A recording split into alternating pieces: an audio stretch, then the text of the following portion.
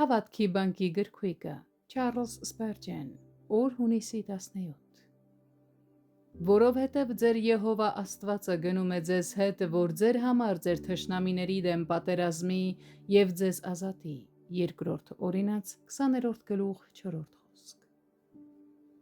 Մենք թշնամիներ չունենք բացի Աստծո թշնամիներից։ Մեր պայքարը մարդկանց դեմ չէ, այլ հոգևոր չարիքների դեմ։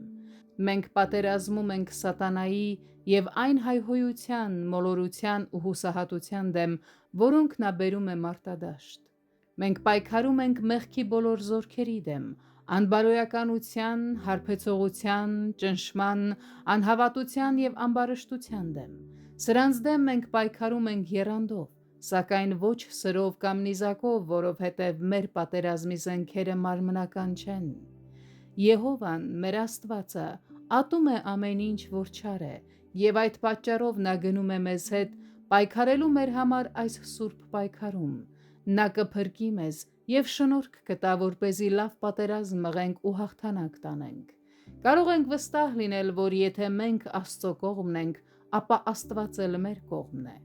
Այսպիսի վեհաշուկ դաշնակցի հետ հակամարտության արդյունքը անկասկած է, և բանը նրանում չէ, որ ճշմարտությունը զորեղ է և անխուսափելիորեն կհաղթանակի,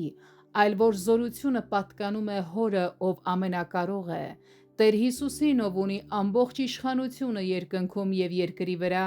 և Սուրբ Հոգուն, ով կատարում է նրա կամքը մարդկանց մեջ։ Քրիստոսի զինվորներ, հագեք ձեր սպառազինությունը,